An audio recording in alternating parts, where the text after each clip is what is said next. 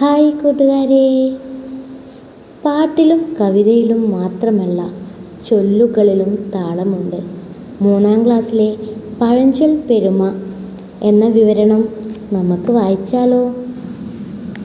നാരങ്ങപ്പാല് ചൂട്ടയ്ക്ക് 2, ഇലകൾ പച്ച പൂക്കൾ മഞ്ഞ, ഓടി ഓടി വരണ കള്ളനെ പിടിച്ചേ. പൊടി പാറിയ കളിയാണ് മുറ്റത്ത്. ആകെ കൂക്കും വിളിയും ബഹളമയം.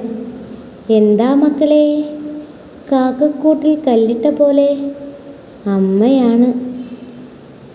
ഹായ്, നെയ്യപ്പത്തിൻ്റെ മണം! കുട്ടികൾ ആർത്തു വിളിച്ചു. ഓ, കളിയൊക്കെ നിർത്തിയോ?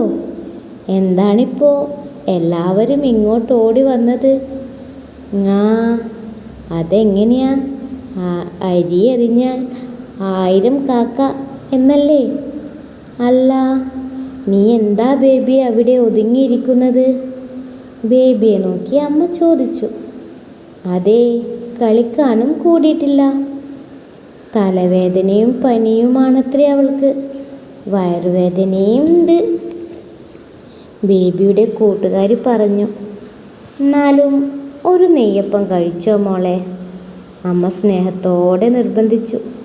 വേണ്ടമ്മേ, എനിക്ക് വയ്യ, ബേബി ചിണുങ്ങി. കഷ്ടം തന്നെ. എൻ്റെ കുട്ടിക്ക് എന്തിഷ്ടാ നെയ്യപ്പം. അത് തിന്നാറായപ്പോഴോ ആലിൻ കായ പഴുത്തപ്പോൾ കാക്കയ്ക്ക് വായ്പുണ്ണ് എന്ന നിലയിലായി അവളുടെ കാര്യം. അമ്മ വിചാരിച്ചു, ബേബിക്കുട്ടിയെ, മോളുടെ പനി മാറുമ്പോൾ അമ്മ നെയ്യപ്പം ഉണ്ടാക്കിത്തരാം കേട്ടോ. ബേബിയെ തൊട്ട് തലോടി ആശ്വസിപ്പിച്ച് അമ്മ അകത്തേക്ക് പോയി. മുറ്റത്തു നിന്ന് വീണ്ടും ബഹളമുയർന്നു, കാക്കക്കൂട്ടിൽ കല്ലിട്ടതുപോലെ. Thank you.